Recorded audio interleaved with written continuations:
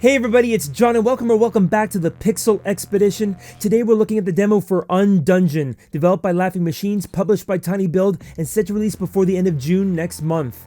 I had a blast playing this demo, and there's a lot more to UnDungeon than meets the eye, so let's dive right in. So UnDungeon is an action RPG filled with open world exploration, intense combat, and held together with a compelling sci-fi story. You begin by playing as Void, a herald called into being with a mission to repair the shattered multiverse. The delicate membrane separating 7 versions of Earth collapsed and merged, its survivors calling the cataclysm the Shift. The goal is to collect the seals of the 6 heralds that seal off these other dimensions, and follow the yarn to find the root of all creation, Archaban, and restore the multiverse. Beginning in the Wastelands, your time is divided between exploring, harvesting items for crafting, trading, and upgrading, fighting hordes of dangerous foes, and speaking with NPCs as you unravel the mysteries of the universe and existence. Before digging into the gameplay, I have to say that the high-res pixel artwork of UnDungeon is out of this world. The environments are saturated in color and detail with no discernible outlines, keeping the aesthetics soft and organic. Despite the post-apocalyptic setting, the bold color palette is a perfect contrast to the dark garments adorning this skeletal alien-like creature we're playing as Void. The world is populated with exotic plants and wildlife, enemies both familiar and alien, and tribes of spiritual peoples living in settlements that feel both ancient and futuristic. I can't wait to see what the other dimensions look like.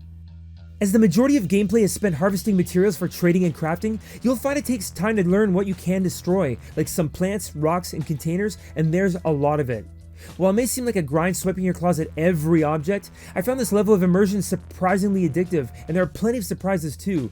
These fan goods can be found laying about, ready to seed and harvest, providing fruits bearing healing or even explosive properties. Some areas are protected by buried mines that can't be seen, but can be tripped by throwing rocks picked up in the area. Even some enemies lie in wait, blending into the environment, so you always need to pay attention.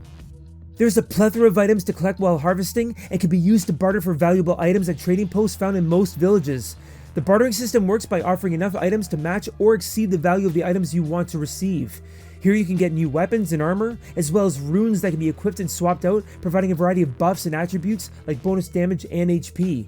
Though it didn't make it into the demo, UnDungeon will feature a crafting system where various parts can be combined at the cost of this material called essence to craft organs that will change the hero or provide new abilities like different brains. When it comes to combat, UnDungeon absolutely delivers. Ranged attacks using a variety of knives and grenades are essential to surviving most battles, although it's also satisfying going in for the kill with devastating melee attack combos, using a variety of claws with unique attack styles and attributes. Dashing out of harm's way will help keep you safe, especially if you want to heal, because all consumables, like healing items, need to be released to the world first and then attacked to activate. If you're too close to an enemy, it's possible for them to steal the item for themselves, leaving you in peril. However, death doesn't seem to come with any harsh penalties. Each area you visit has a mirror that you can activate as a checkpoint. When you die, you simply restart back at the last mirror you activated and continue in real time. Even this boss I died fighting remained injured after I found my way back. Speaking of battles, you'll even come across random encounters as you explore the map. These battles, along with meetings in secret areas, are completely optional to engage and allow you to explore and loot off the main campaign trail. You'll also be able to find and use these dimensional piers that allow you to fast travel within realms or between dimensions you've previously discovered. While you have the freedom to explore at will, traveling comes at the cost of essence. The less essence you have contained in your core, the less HP you have. That said, essence drops after killing most enemies, and the core can be upgraded, which will up the capacity of your HP meter. UnDungeon also contains features not seen in the demo. For instance, Void is not the only playable hero in the game. You'll find and unlock the ability to play other heralds to complete objectives in different dimensions. You'll also be able to recruit Archaban locals to join your crew in the Heralds Undercover Bay, where you can rest, recover, and gear up between missions. There is also an element of time travel, where changes you make in one timeline will affect all other timelines, altering environments, NPCs, and enemies. It sounds like everything I could possibly hope for in a sci-fi story. So UnDungeon is a gorgeous action RPG featuring a deeply fascinating sci-fi story packed with eccentric characters and creatures, lively combat, while navigating several exotic realms in a shattered multiverse.